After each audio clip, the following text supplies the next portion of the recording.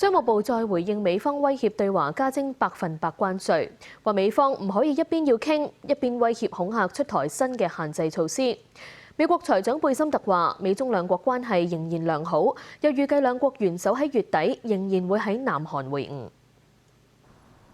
國家商務部發言人星期二回應有美國官員日前話，得知中國限制稀土出口之後，提出同中方通話，但中方推辭。發言人話，雙方喺中美經貿磋商機制框架下一直保持溝通，星期一仲進行咗工作層面會談，但強調美方唔能夠一邊要傾，一邊威脅恐嚇出台新嘅限制措施。呢一個唔係同中方相處嘅正確之道，中方敦促美方盡快糾正錯誤做法，唔攞出傾嘅誠意，同中方相向而行，通過對話協商解決各自關切，妥善管控分歧，推動中美經貿關係健康、穩定、可持續發展。發言人又提到，中國對稀土嘅出口管制唔係禁止出口，對符合規定嘅申請將會一如既往咁予以許可，共同維護全球產供鏈安全穩定。反觀美國長期濫用出口管制，特別係中美馬德里經貿會談以嚟，美方持續新增出台一系列限制措施，嚴重損害中美利益，破壞雙方經貿會談氣氛。美國財長貝森特喺星期一接受霍士商業新聞訪問，話美中雙方近期有大量溝通，今個星期又舉行工作層級會談，已經大幅緩和緊張局勢，避免貿易戰升級。貝森特直言，美方有好多強力嘅反制措施，涉及軟件、金融服務等嘅領域，甚至暗示中方一旦唔讓步，幾十萬個中國留學生可能被驅逐出美國。無線電視記者何子欣報導。中美兩國今日起互相向對方嘅船徵收港口費。中方又宣布對南韓韓華海洋株式會社喺美國嘅5間子公司實施制裁。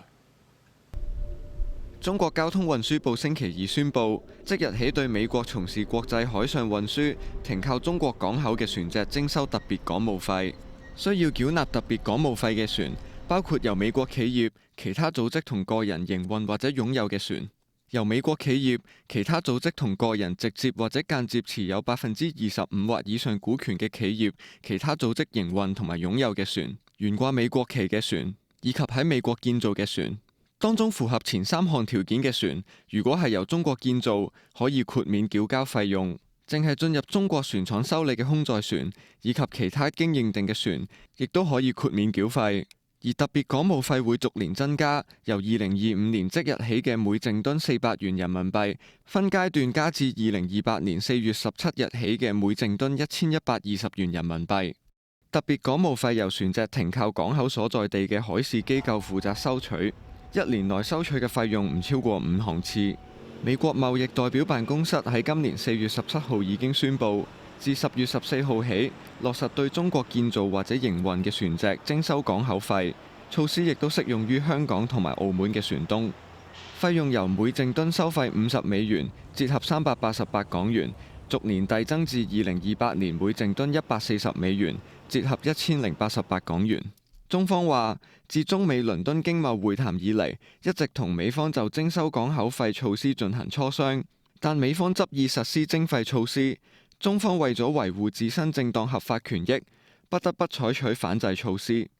中國商務部星期二又宣布，將南韓造船業巨頭韓華海洋株式會社喺美國嘅5間子公司列入反制清單，話佢哋協助美國政府對中國海事、物流同埋造船業展開301調查，危害中國國家主權、安全同埋發展利益。中方即日起禁止境內組織同個人同相關公司交易合作。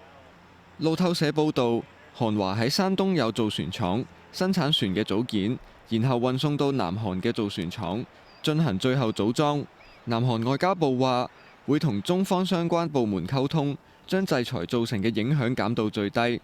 無線電視記者楊卓倫報導。資金持續流入貴金屬市場，黃金同白銀價格齊創新高，但係之後急回。有分析提醒，投資市場情緒一旦逆轉，有機會觸發較大調整。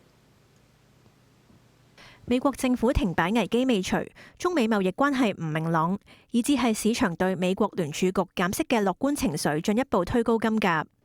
現貨金價曾經升超過1%，突破每安士4170美元關口。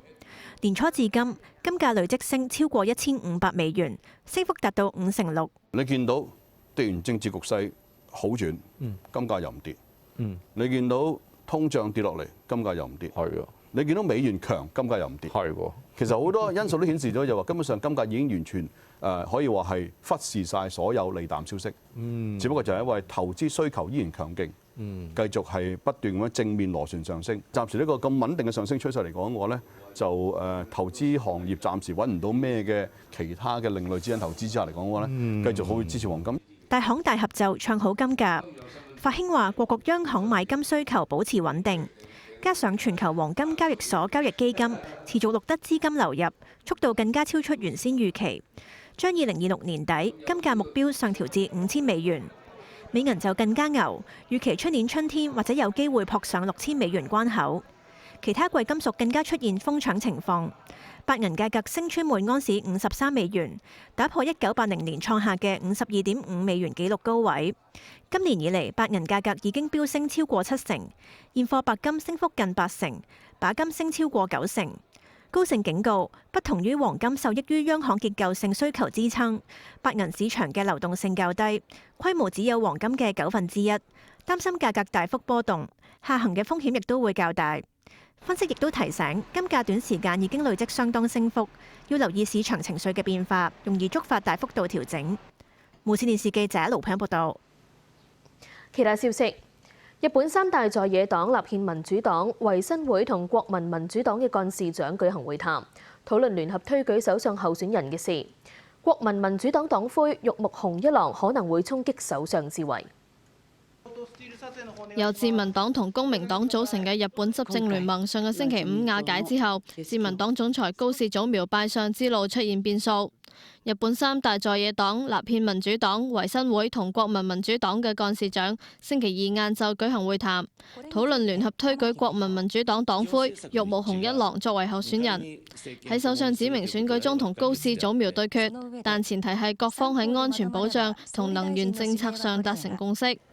目前各方喺應對通脹方面有共識，至於喺核能政策方面，國民民主黨主張新起核電廠，而立憲民主黨就反對，認為只可以喺特定條件下允許現有嘅核電廠重啟。至於宣布退出執政聯盟嘅公明黨，同日召開臨時中央執行委員會會議，強調今後同自民黨喺選舉合作中唔會互相推舉，但會重視過往嘅關係，以人為本嘅方式對待候選人。自民黨已經告知立憲民主黨將喺下個星期二召開臨時國會，喺臨時國會舉行嘅首相指名選舉，候選人獲得眾議院465席中過半數嘅233票就當選首相。但由於冇政黨喺眾議院有過半數議席，好可能由頭兩名進行決選，得票最多者當選。目前高市早苗領導嘅自民黨有196席，而三大在野黨合共擁有210席。如果獲得公明黨手上嘅24席，已經超出勝選所需嘅過半數。就算公明黨唔加入在野黨陣營，玉木雄一郎嘅得票數仍可超越高市早苗，衝擊首相之位。現年56歲嘅玉木雄一郎出身鄉村縣農民家庭，大學畢業之後加入現今財務省嘅前身大藏省。2009年當選國會議員，2020年另立國民民主黨。玉木以中間路線聞名，主張減稅、提高養老金免稅額，吸引中間選民。無線電視記者陳慧珊報道。